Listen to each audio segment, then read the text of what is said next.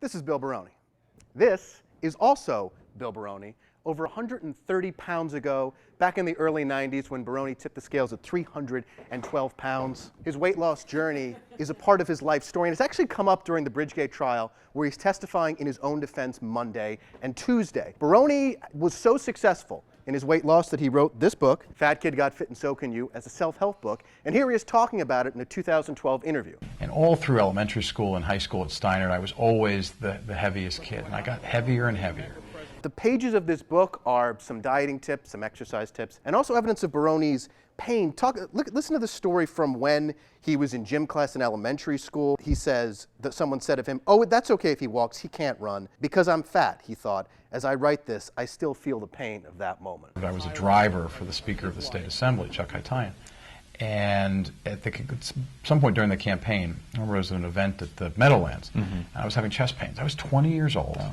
I was having chest pains, and I realized at that moment that I wasn't going to make it. Like, I wasn't going to live to be 30 or 40. I'd never be able to, do the things I wanted to do in life because I was so heavy. Now, Baroni's desire to achieve and become better than what he found himself with initially led him to the State Assembly, the State Senate, and then to the Port Authority, where the Bridgegate trial has erupted around. Baroni is on the stand to talk in his own defense, saying he was duped by David Wildstein, the governor's appointee at the Port Authority, and was simply doing what he was told. But Baroni's journey of weight loss is something that everyone can relate to, and Baroni says it's down to two simple things. You could take this book and hundreds of pages in the book and boil it down to two things. Eat healthy and exercise more.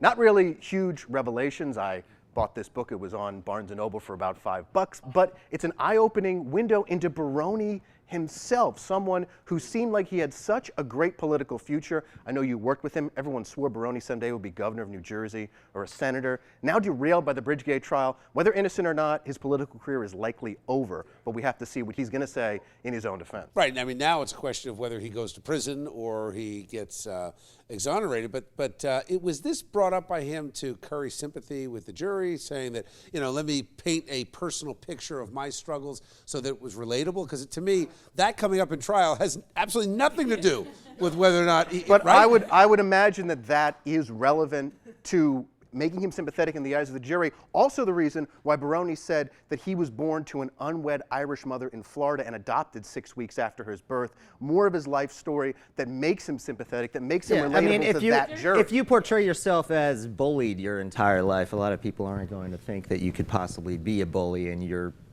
do what you told, so maybe it was a smart move. He was the deputy director, though, right? The deputy executive director. He would have been senior to Wildstein. In theory, but Baroni said on the stand that in reality, Wildstein spoke for Governor Christie, so that meant Wildstein was above him. I don't know about you guys, but I think we can actually all agree after this trial, he's half the man he used to be.